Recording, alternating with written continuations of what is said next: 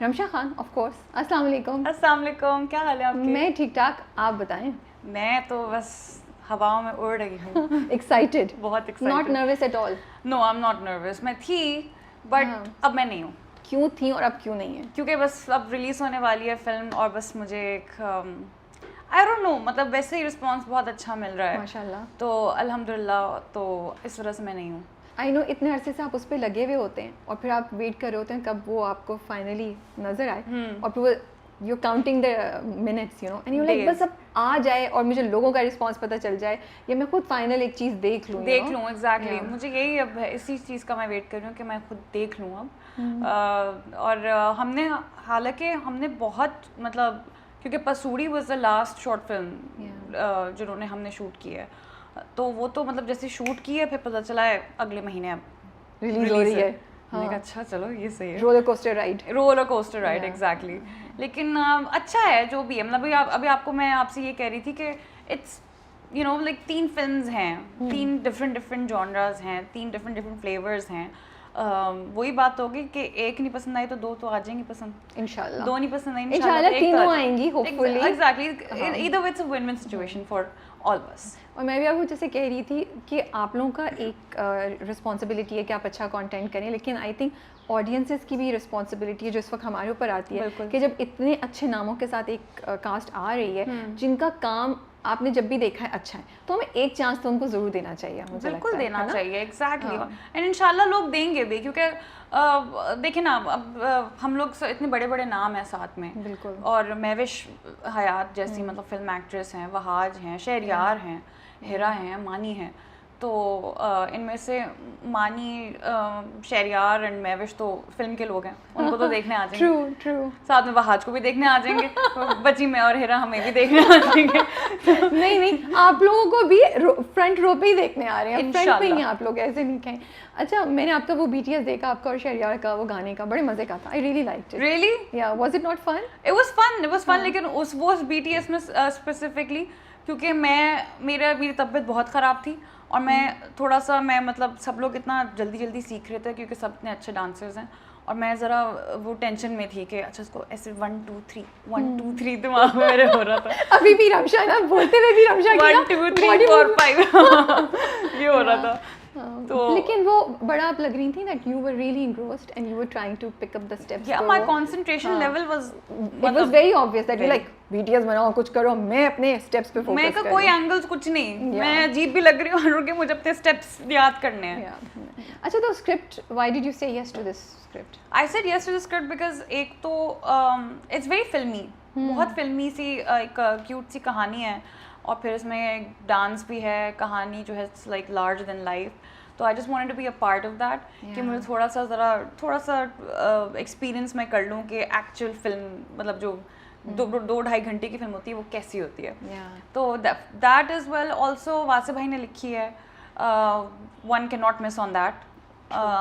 मरीना जी का डेब्यू था, उनके साथ मुझे बहुत टाइम से काम करने का अरमान था मरीना जी के साथ।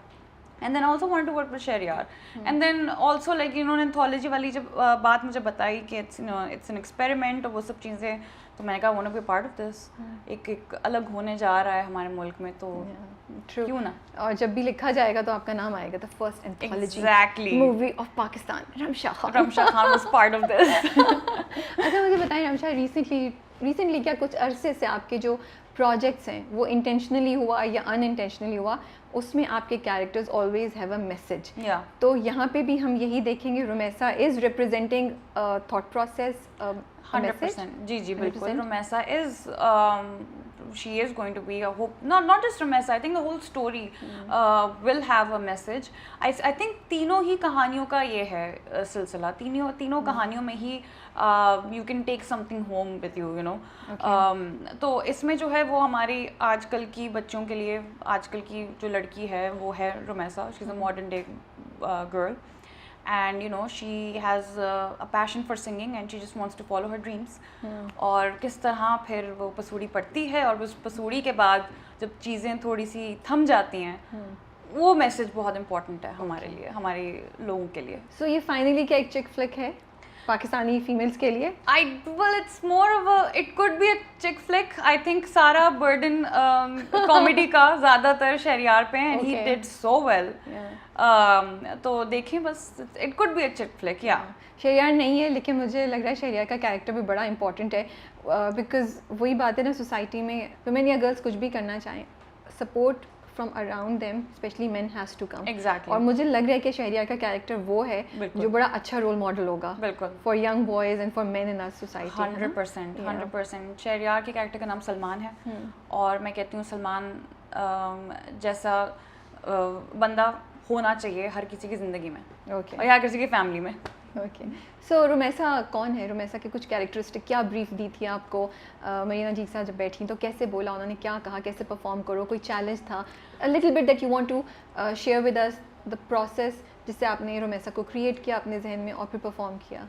नहीं देखिए, चैलेंज टू बी ऑनेस्ट तो नहीं था, चैलेंज सिर्फ एक था, वो था डांस। एक ही है ना डांस? एक डांस है जो कि पता नहीं, अल्लाह रहम करें, लोगों को अच्छा लगे ना लगे पता नहीं, लेकिन मैंने अपनी तरफ से पूरी कोशिश की।